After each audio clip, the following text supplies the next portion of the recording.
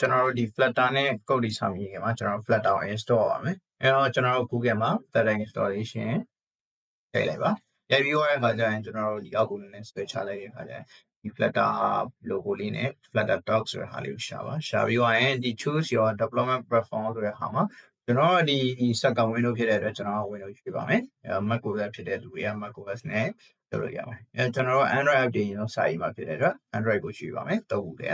ေဒီပြီးတော့ခါကျရင်ကျွန်တော်ဒီ way ရှောင်းတဲ့အခါကျရင်ကျွန်တော်ဒီအပေါ်ဒီနာဘာလေးကိုswitch ချလိုက်ပါ switch ချပြီးတော့ install Flutter SDK ဆိုတဲ့နေရာရောက်သွားပါလိမ့်မယ်ရောက်သွားတဲ့အခါကျရင်ကျွန်တော်ဒီ Flutter window this ဆိုတဲ့ဟာလေးကိုကျွန်တော်နှိပ်လိုက်ပါနှိပ်တဲ့အခါကျရင်သူတို့ zip file လေးကို down ပါလိမ့်မယ်ကျွန်တော်က down မိသားဆိုတော့ဟုတ်ပါဘူးကိုတော့သူတို့ဆက်ထောင်းနေပါလိမ့်မယ်ကယ်၍ဒီကျွန်တော်ပြောတာနည်းနည်းမြန်သွားရဆိုရင်ကျွန်တော် video လေးကို pause ပြီးတော့လိုက်လို့ရပါတယ်တော့ကျွန်တော်ဒီ folder တွေကို download ပြီးသား zip file လေးရောက်ပါလိမ့်မယ်download တဲ့မှာဒီလို zip file လေးရောက်တဲ့အခါကျရင်ကျွန်တော်တို့အားလေးကို right click နှိပ်လိုက်ပါမယ်နှိပ်ပွင့်ဒါလေးပေါ်လာတော့ရမယ်ဒါလေးပေါ်လာတဲ့အခါကျရင်ကျွန်တော်ဘာလုပ်လဲဆိုတော့ extract file ဆိုတဲ့ဟာနှိပ်ပါနှိပ်ပြီးတော့အခါကျရင်ကျွန်တော်ဒီဆိုတဲ့ဟာလေးကိုရွှေ့လိုက်ပါဒီလိုလေးကိုရွှေ့ပြီးတော့ okay နှိပ်လိုက်ပါကျွန်တော်မနှိပ်တော့ပါဘူးဆိုကျွန်တော် install ပြီးသားပါကိုကဒီဆိုတဲ့ဟာလေးရွှေ့ပြီး okay နှိပ်လိုက်တဲ့အခါကျရင်ဒီတွေကိုသူကextract လုပ်ပါလိမ့်မယ်ဒီရဲ့မှာကျွန်တော်တို့ဒီ Flutter ဆိုတဲ့ဒီ folder လေးရောက်နေပါလိမ့်မယ်ကျွန်တော်ကတော့ folder တစ်ခုဆင့်ခံပြီးထားထားရတဲ့ Flutter tab လေးရောက်နေပါတကယ်ကအကိုတို့ကဒီရဲ့ Flutter ဆိုပြီးလို့ဖြစ်နေပါတယ်တော့ကျွန်တော်တို့ဒီရဲ့မှာရောက်နေတဲ့ Flutter ကိုဒီ Flutter ရဲ့ folder လေးကိုဖွင့်လိုက်ပါတော့ဒီရဲ့ Flutter တွေကကျွန်တော်ဒီ pin ဆိုတဲ့စကားလုံးလေးကို folder လေးကိုဖွင့်လိုက်ပါရောက်နေတဲ့နေရာဒီရဲ့ Flutter တွေကပြင်ပါအဲ့ဒါလေးကိုကျွန်တော်ကဒီ LAN လေးကိုကျွန်တော်တစ်ချက်နှိပ်လိုက်ပါနှိပ်လိုက်တဲ့အခါကျရင်ဒီလိုလေးပေါ်လာပါလိမ့်မယ်အဲ့ခါကျရင်ကျွန်တော် Ctrl C နဲ့ copy လိုက်ပါ copy ပြီးတဲ့အခါကျရင်ကျွန်တော်အဲ့ URL လေးဘယ်နှမှာသွားထားမယ်အဲ့ဘယ်နှမှာသွားထားမယ်ဆိုရင်ကျွန်တော် search box တွေကိုနှိပ်ပါနှိပ်ပြီးတဲ့အခါကျရင်ကျွန်တော်က edit edit system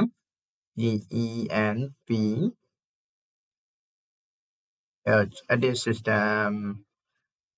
edit system ဆိုရင်တော့ပို့ချုပ်သွားလိမ့်မယ်ကျွန်တော် environ လို့ပဲတန်းရိုက်လိုက်ပါအဲ့ Android edit system environment variable ဆိုတဲ့ဒီ control panel လေးကိုဖွင့်ပါပါအဲ့ဒါလေးကိုကျွန်တော်တို့ရှာလိုက်ပါရှာပြီးတော့ဖွင့်လိုက်ပါဖွင့်ပြီးတော့အခါကျရင်ဒီအောက်မှာ environment variable ဆိုတဲ့ pattern လေးရှိပါတယ်အဲ့လေးကိုနှိပ်ပါနှိပ်ပြီးတော့ရင်ကျွန်တော်အပေါ်ကွက်ထဲမှာပဲကျွန်တော်ဒီ pth path ဆိုတဲ့ဟာလေးကိုရှာပါအဲ့ path ဆိုတဲ့ဟာလေးရှိတဲ့အခါကျရင်ကျွန်တော်တို့ကဒီ edit ဆိုတဲ့ခလုပ်လေးနှိပ်ပါအကယ်မရှိဘူးဆိုတော့ကျွန်တော် new နဲ့ create လုပ်ရပါတယ်အဲ့အများစုကတော့ရှိပါလိမ့်မယ်ရှိတဲ့အခါကျရင်ကျွန်တော် path လေးကိုနှိပ်ပြီးတော့ရင်ကျွန်တော်တို့ကဒီလိုပြောင်းလဲဖြစ်နေတဲ့အချိန်မှာ edit နှိပ်ပါနှိပ်ပြီးတော့အခါကျရင်ကျွန်တော်တို့ကဒီ new ဆိုတဲ့ဟာလေးကိုနှိပ်ပါ new ဆိုတဲ့ဟာနှိပ်ပြီးတော့အခါကျရင်ကျွန်တော်ခုနက control C ဟာလေးကိုကျွန်တော်ဒီမှာ control V နဲ့ paste ပြန်ချလိုက်ပါအဲ့ကကျရင်လိုလေးဖြစ်သွားပါလိမ့်မယ်အဲ့ဒါလေးကိုကျွန်တော်တို့ချထားတဲ့ဟာလေးကိုဆက်လက်လိုက်ပါအပြောင်းလေးဆက်လက်ပြီးတော့အခါကျရင်ကျွန်တော်တို့ဘေးနောက် move ဆိုတာရှိပါတယ်အဲ့ကောင်ကျွန်တော်အဆုံးထိအဲ့ကောင်အပေါ်ဆုံးမရောက်ချင်းအပေါ်ဆုံးမရောက်ချင်းအဲ့ကောင်ကို move လုပ်လိုက်ပါ move လုပ်ပြီးကျွန်တော်နှစ်ခုဖြစ်နေတာကျွန်တော်လုပ်ပြီးသားအရင်တစ်ခါလည်းလုပ်ပြီးသားမလုပ်ပါအဲ့တော့ဒီလိုလေးဖြစ်နေပါလိမ့်မယ်ဒီလိုလေးဖြစ်နေတဲ့အခါကျရင်ကျွန်တော်တို့ဒီ Flutter ရဲ့ဒီရဲ့ Flutter ရဲ့ပြင်ကအပေါ်ဆုံးရောက်သွားတဲ့အခါကျရင်ကျွန်တော်တို့ okay ကိုနှိပ်ပါကြာရင်နှိပ်ပါနဲ့ဒီကောင်လေးအပေါ်ဆုံးရောက်သွားတဲ့အခါကျရင်ကျွန်တော် okay နှိပ်မယ် okay နှိပ်မယ်ပြီးတော့ဒီကောင်ကိုလည်း okay ထပ်နှိပ်မယ်okay 3ခုနှိပ်ပြီးသွားပြီအဲ့ခါကျရင်ကျွန်တော် Flutter SDK install ပြီးသွားပါတယ်နောက်တစ်ခုလုပ်ရမယ့်ဟာကျွန်တော်တို့ကသုံးမဲ့ဖုန်းလေးပေါ့ကျွန်တော် update ရေးမဲ့ဖုန်းလေးသုံးဖို့တော့ကျွန်တော် Android Studio ကို download ဆိုပြီးရှာပြီးတော့ကျွန်တော်ဒီ page တွေကိုရောက်ပါလိမ့်မယ်Android Studio download ဆိုတဲ့ဟာရှာပြီးတော့ Android Studio ကိုဝင်နိုင်ပါဝင်ပြီးတဲ့အခါကျရင်ကျွန်တော်တို့ကဒီအောက်ကိုဆွဲလိုက်တဲ့အခါကျရင် download Android Studio အဲ့ဆိုတွေ့ပါလိမ့်တွေ့ရတဲ့အခါကျရင်ဒါလေးကိုအောက်ကိုဆွဲချလိုက်ပြီးတော့ကျွန်တော်တို့ဒီအောက်မှာအောက်ကိုဆွဲချပြီးသွားရင်ကျွန်တော်တို့ I have read all the ဘာညာဆိုတဲ့ဟာကိုကျွန်တော် tick လေးလုပ်လိုက်ပါ tick လေးလုပ်လိုက်ပြီးတော့ကျွန်တော်တို့ download ဆွဲလိုက်ပါ download ဆွဲလိုက်တဲ့အခါကျရင်ကျွန်တော်ဒီ download ထဲကိုရောက်သွားပါလိမ့်မယ်ရောက်သွားတဲ့အခါကျရင်ကျွန်တော် folder ထဲမှာကျွန်တော်တို့တာမန်တခြား update download မျိုးပဲအားလုံးလည်းသိကြအောင်ပါ download ပြီးတဲ့ဟာကိုနှစ်ချက် click မယ် click လိုက်ရင်ဒီ layer dialog box လေးပေါ်လာလိမ့်မယ်ပေါ်လာတဲ့အခါကျရင်ကျွန်တော်အဲ့ပေါ်လာတဲ့ dialog box မှာ next ရောအကုန်လုံး next လောက်သွားပြီးတော့နောက်ဆုံး install finish ဆိုတဲ့ဟာလေးကြီးကို install လုပ်လိုက်ပါအဲ့ဒီမှာမှားမှစိတ်မပူပါနဲ့ကိုယ့်ကိုစီးရတာရွှေ့ပြီးတော့ next လို့ပြော install လုပ်လိုက်ပါပြီး finish လုပ်လိုက်ပါအဲ့ကကျရင်ကျွန်တော် Android Studio ကြီးဒါကြီး download ပြီးဖြစ်သွားပါလိမ့်မယ် okay အဲ့တော့ဒီ Android Studio ကြီးဖြစ်သွားတဲ့အခါကျရင်ကျွန်တော်တို့ကပုံမဲ့ပုံစံဒီလိုလေးပါအဲ့တော့ဒီမှာဆိုရင်အဲ့တော့ကျွန်တော် welcome to Android Studio ဆိုတဲ့ dialog လေးပေါ်နေပါလိမ့်မယ်အဲ့ကကျရင် Android setup wizard ကိုကျွန်တော်တို့ဆက်ပြီးတော့သူကဘယ်လိုပါလောက်ပါလိုက်လုပ်လိုက်ပါလိုက်လုပ်ပြီးတော့နောက်ဆုံးအဓိကအလုပ်ရမယ့်ဟာဘာကို install မယ်ဆိုရင်ဒီကောင်ကို install ပါအဲ့ဒီဘယ်နားမှာသွား install မယ်ဆိုရင်ကျွန်တော်တို့ Android Studio ကိုဖွင့်လိုက်ပါ Android Studio မှာကျွန်တော်တို့ကဒီ SDK manager ဆိုတာဟာတွေရှိတယ်၄အောင်တော့ပါ၄အောင် SDK manager တွေပါဒီနေရာမှာမရှိရင်လည်းကျွန်တော်တို့ဒီနေရာမှာရှိပါလိမ့်မယ်အဲ့ဒါလေးကိုကျွန်တော်ဒီကောင်ဆိုရင် setup wizard ထဲမှာပဲဒီအောက်မှာရှိပါလိမ့်မယ်အဲ့တော့ SDK manager ဒါ setting တွေက Android Studio ဖွင့်တဲ့အခါကျရင် setting တွေက SDK manager ကိုရှာလိုက်ပါအဲ့တော့ကျွန်တော်ဒီနေရာမှာတန်းပြီးရရှိရတော့ကျွန်တော်တန်းဝင်လိုက်ပါမယ်အဲဒီမှာ SDK manager ဆိုလေးတော့လေးကိုရှာလိုက်ပြီးတော့ဒီမှာ Android SDK ဆိုတဲ့ page ကိုသွားပါအဲကျွန်တော် Android SDK page ကဒီပုံလေးပေါ်လာနေပါတယ်အဲပေါ်တဲ့အခါကျရင်ကျွန်တော် SDK 2ဆိုတဲ့ဟာလေးကိုသွားပါသွားပြီးသွားတဲ့အခါကျရင်ကျွန်တော်တို့ဘာတွေကို download လုပ်လဲဆိုရင်ဒီကောင်လေးကို click လုပ်ပါမယ်ပြီးသွားပြီအဲ Android SDK build to ဆိုတဲ့ click လုပ်ပြီးသွားရင်ကျွန်တော်တို့ဘာကိုဆက်ပြီး click လုပ်မယ်ဆိုရင် Android emulator ဆိုတဲ့ဟာလေးကို click လုပ်မယ်ပြီးသွားရင်ဘာကိုဆက်ပြီးတော့ click လုပ်မယ်ဆိုရင် Android SDK command line ကို click လုပ်ပါမယ်ပြီးသွားရင်နောက်ဆုံးတစ်ခုကတော့ကျွန်တော်တို့Android SDK platform 2ဆိုတာဟာလေးAndroid SDK platform 2ရဲ့ emulator ရဲ့ကျွန်တော် Android SDK page 2ရဲ့ကျွန်တော် command line ရဲ့အဲ့ဒီလေးကို install လုပ်လိုက်ရင်ရပါပြီ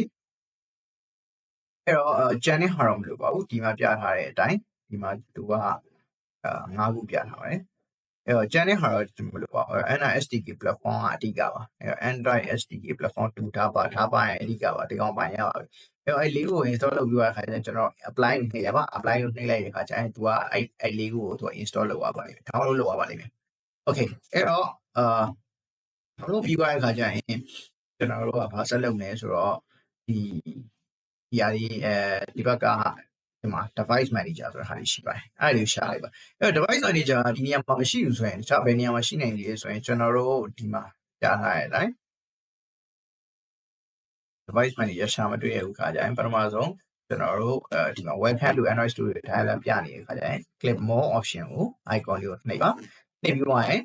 open button နှိပ်ပါနှိပ်ပြီးသွားရင်အဲ့မှာ device manager ဆိုတွေ့ပါတယ်အဲ့ device manager ရှာမတွေ့ရင်တော့ကျွန်တော်ဒီလိုလေးလုပ်လို့ရပါတယ် more option နှိပ်ပြီး open ရ device manager နှိပ်အဲ့နှိပ်လိုက်တဲ့ခါကျရင်ကျွန်တော်တို့ဒီမှာ device manager ဒီတက်ရောက်သွားလိမ့်မယ်အဲ့တော့ဒါကြီးရရှိအောင်မဟုတ်သေးပါဘူးအဲ့ခါကျတော့ကျွန်တော်ဒီအောင် create device ရှိပါတယ်အဲ့ create device ကိုနှိပ်လိုက်ပါ create device ကိုနှိပ်ပြီးသွားတဲ့ခါကျရင်ကျွန်တော်ဖုန်းမှာကျွန်တော်တို့ကဖုန်းအမျိုးအစားရှိပါမယ် screen size ရှိပါမယ်အဲ့ခါကျရင်ကျွန်တော်ကတော့ဒီ3000ဆိုရင်ရှိပြီပါတယ်အဲ့တော့3000ကိုရွှေ့နှိပ်လိုက်ပါဆက်လက်လိုက်ပါဆက်လက်ပြီးတော့ next သွားလိုက်ပါအဲ့တော့ဒီနေရာရောက်ပါမယ်အဲ့တော့ဒီနေရာရောက်သွားတဲ့အခါကျရင်ကျွန်တော်တို့ဒီမှာတီရာမိုင်းမီဆူဆိုတဲ့ဟာလေးအဲ့ဒါလေးဘေးနာဒီ download button လေးကိုနှိပ်လိုက်ပါနောက်လိုက်ခါကျရင်သူ download နေပါလိမ့်မယ်အဲ့ကျွန်တော်တော့ download လုပ်တော့ပါဘူးဆိုတော့ကျွန်တော်လုပ်ပြီးသားလုံးလုပ်ပါအကိုတော့အဲ့ဒါကိုစောင့်ပြီးတော့နောက်ဆုံး download ပြီးသွားပြီးတော့ finish လုပ်တဲ့အချိန်ကို finish ဆိုတာနှိပ်ပြီးတော့ဒီမှာ next နဲ့လေးရောအဲ့ကျွန်တော်ထားပါတော့အဲ့ကျွန်တော်ကတော့ဒီလိုမျိုးကျွန်တော်ဒါလေး download ထားတဲ့အတွက်ကျွန်တော်ဒါလေးနဲ့ဆက်သွားလိုက်ပါအဲ့တော့ download ပြီးသွားတဲ့ခါကျရင်ဘေးနာ download button လေးပြောက်သွားပါလိမ့်မယ်အဲ့ကလည်း next နေပြီးတော့ကျွန်တော်တို့ဒီအောင်ရွေးပါအဲ့ portrait ဆိုရင်အဆင်ပြေပြီကျွန်တော်ဘာလို့ဆိုမလို့ finish နေလိုက်ရင်ကျွန်တော်ဘာဖြစ်မလဲဆိုရင်ဒီနေရာမှာဒီမျိုးလေးတစ်ခုပေါ်လာပါလိမ့်မယ်အဲ့ပေါ်လာတဲ့ခါကျရင်ကျွန်တော်တို့ကဒီຢာလေးကိုနှိပ်လိုက် run လိုက်တဲ့ခါကျရင်အဲ့ဒီ run လိုက်တဲ့ခါကျရင်သူက Android emulator လေးတစ်ခုပေါ်လာပါလိမ့်မယ်အဲ့တော့already running okay အဲ့ကျွန်တော်က run ပြီးသားမလို့ပါအဲ့ခုနလေး run ထားရတဲ့အတွက်သူက already running ပြနေပါအကိုလုံးမှာတန်းပြီးတော့အစပြီးတော့အခုမှစ run နေတဲ့အတွက်သူကပေါ်လာပါလိမ့်မယ်ပေါ်လာတဲ့ခါခဏဆောင်လိုက်ပါသူက Google တွေပါစပြီးတော့ဖုန်းတစ်ခု set up လုပ်တဲ့အတွက်ကြာရည်နည်းနည်းတော့ကြာပါလိမ့်မယ်ကြာပြီးတော့နောက်ဆုံးဖုန်းတစ်လုံးကျွန်တော်စသုံးလို့ရတဲ့အချိန်လေးဒီပေါ်လာပြီဆိုရင် screen မြင်ရပြီးတော့ဖုန်းစပြီးရွှေ့လို့ရတဲ့အချိန်လေးဒီပေါ်လာပြီဆိုရင်ကျွန်တော်ဒီလေးအောင်တုံးပြန်နှိပ်ပြီးတော့ပိတ်လိုက်ပါ okay အဲ့တော့ပြီးသွားရင်တော့ကိုတို့စီမှာအဲ့ဒါဒီလေးအောင်တုံးလေးပြန်နှိပ်လိုက်ရင်တော့ပိတ်သွားပါလိမ့်မယ်အဲ့ပိတ်သွားတဲ့အခါကျရင်ကျွန်တော်တို့ပြီးသွားပါပြီအဲ့တော့ emulator လောက်တော့ပြီးသွားပါပြီပြီးသွားတဲ့အခါကျရင်ကျွန်တော်တို့ကဒီ Visual Studio ကိုသွားမယ်သွားပြီးတော့ကျွန်တော်တို့ဒီနေရာမှာဘာလုပ်မလဲဆိုတော့ extension ဆိုရယ်ဒီလေးအောင်တုံးလေးတွေကိုသွားပါမယ်အဲ extension ဆိုရယ်လေးအောင်တုံးလေးကိုသွားပြီးရင်ကျွန်တော်တို့အဲ့မှာဘာရှာမလဲဆိုတော့ဒီ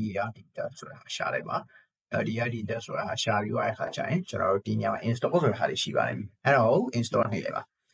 ဒီနေရာမှာ install အနေနဲ့ install လို့ဖြစ်သွားရင် install ပြီးတော့install ပြီးသွားတဲ့အခါကျရင်ကျွန်တော်ဒီအပေါ်ဆုံးဟာကိုပြန်သွားပြီးတော့ကျွန်တော်တို့ shortcut ကိုရှိပါတယ်အဲ shortcut ပါလေဆိုရင် control shift p control ရနှိပ်ပါပြီး shift ကိုနှိပ်ပါပြီး p ကိုနှိပ်ပါပြီး new flutter new project ဆိုတာဟာကိုရွေးလိုက်ပါရွေးပြီးတော့ကျွန်တော် application ဆိုတာရွေးပါ ရွေးတဲ့အခါကျရင်ကျွန်တော်တို့ထားမယ် directory folder ကိုဒီဆိုတဲ့ဟာရွေးလိုက်ပါ if select the folder to create a project ဒီကိုရွေးပြီးတော့ကျွန်တော်တို့အဲ့ဒါရှိပါရေးဖို့ကျွန်တော်တို့ထားမယ် application နာမည်ကိုရေးပါအဲ့တော့ကျွန်တော်တို့ application 1ကိုကျွန်တော် file ရထားပါတော့အဲ့လိုလုပ်လိုက်တဲ့အခါကျရင် Visual Studio ကအစဉ်နဲ့တစ်ခါတည်း Flutter application file ဆိုတာဟာတစ်ခါတည်းခေါ်ရပါလိမ့်မယ်အဲ့လိုမလုပ်ချင်မဲနဲ့ကျွန်တော် command line လုပ်ချင်တယ်ရပါတယ်အဲ့လိုမျိုး Flutter control shift ပြီးလို့နှိပ်လိုက်တဲ့အခါကျရင်တန်းပြီးတော့အဲ့ Flutter create project မှာပေါ်တဲ့လူတွေအတွက်ကကျွန်တော်တို့ cmd command prompt command prompt ကနေသွားပြီးတော့ကျွန်တော်တို့ဒီညာ command prompt မှာကျွန်တော်တို့ Flutter create ပြီးတော့ project နာမည်တစ်ခုပေးလိုက်ပါအကြီးစလုံးအဲ့လိုအကြီးစလုံးဖြစ်လို့မရပါဘူးသေးပဲပေးလိုက်ပါအဲ့ခါကျရင်အဲ့လိုမျိုးလေးပဲ create ဖြစ်သွားလိမ့်ပါမယ်Flutter project create ဖြစ်သွားတဲ့အခါကျရင်တော့ကျွန်တော်ဒီအပေါ် file မှာ open folder ဆိုပြီးတော့လည်းနှိပ်ပြီးတော့ကျွန်တော်တို့ခုနက create ဖြစ်သွားတဲ့ path ကိုကျွန်တော်ကသွားပြီးရှာပြီးတော့အဲ့ကောင်ကို select ပြီးတော့ select folder လို့ရွေးလိုက်ရင်အဲ့ project ကြီးရောက်သွားပါလိမ့်မယ်အဲ့တော့တခြား project တွေရေးဘူးတဲ့သူဆိုတော့ဒီမှာပါအဲ့တော့ကျွန်တော်တို့ကအဲ့လို folder တစ်ခု create လိုက်ပြီးတော့အဲ့ folder ကို select ပြီးတော့ကျွန်တော်တို့ကသွားလို့ရပါတယ်အဲ့တော့အခုကကျွန်တော်ကအလွယ်ကြီးနဲ့သွားထားပါ shortcut နဲ့သွားထားပါ